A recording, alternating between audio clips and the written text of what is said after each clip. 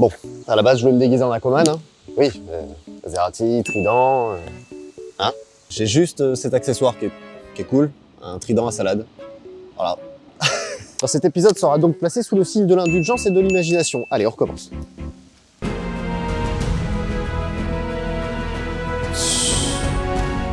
Maserati, Gran Turismo S.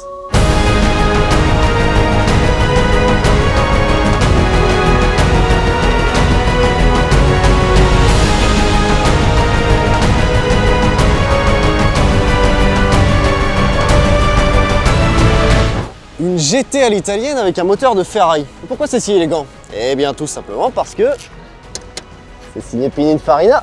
Et surtout quand c'est la version S. Pour la différencier de la version classique, c'est facile. Vous avez les feux noirs à l'avant, les bas de caisse, et sur les logos, vous avez 2 liserés rouges. Et que dire de ces jantes? Elles font partie pour moi des plus belles jantes existantes. Surtout quand elles sont autant assorties à la marque. Et quand je vous dis que c'est des jantes de fou, regardez ce petit détail. À l'avant, plat, et à l'arrière, elles sont légèrement rentrées vers l'intérieur. C'est un détail, mais c'est trop cool. Chez Maserati et sur ce modèle, 2 possibilités. Le V8 4 litres 2 ou 4 litres 7. Ici, on a le 4 litres 7 de 440 chevaux, qui est le plus puissant et aussi le plus recherché, car la sonorité est bien différente du 4 litres 2. Et en plus, vous gagnez en sportivité si vous l'associez à la boîte F1.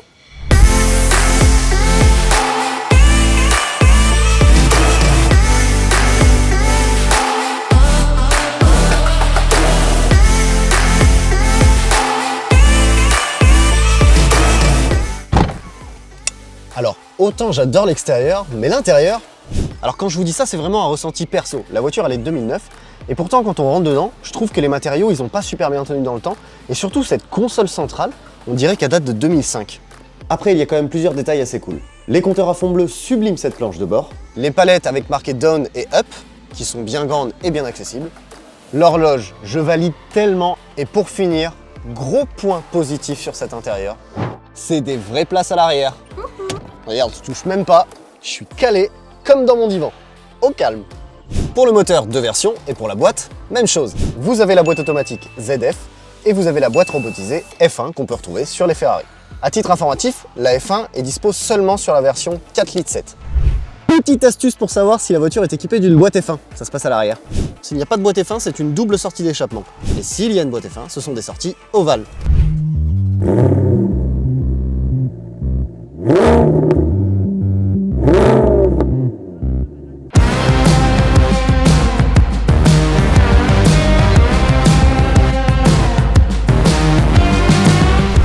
Bien quel est ce petit trident.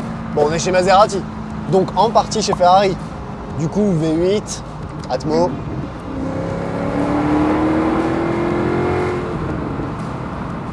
Ouais. Ah, par contre, je vous le dis, le siège, c'est assez étrange parce que, genre, mon fion est bien posé et mon dos, on dirait que j'ai une planche derrière, mais une planche avec un peu de mousse, tu vois. Donc, le boule, ça va. Le dos, moyen. L'avantage, encore une fois, d'avoir une boîte F1, c'est que vous pouvez contrôler l'ouverture et la fermeture des valves. Regardez, là, je ferme les valves. J'accélère, là. Et là, j'ouvre les valves.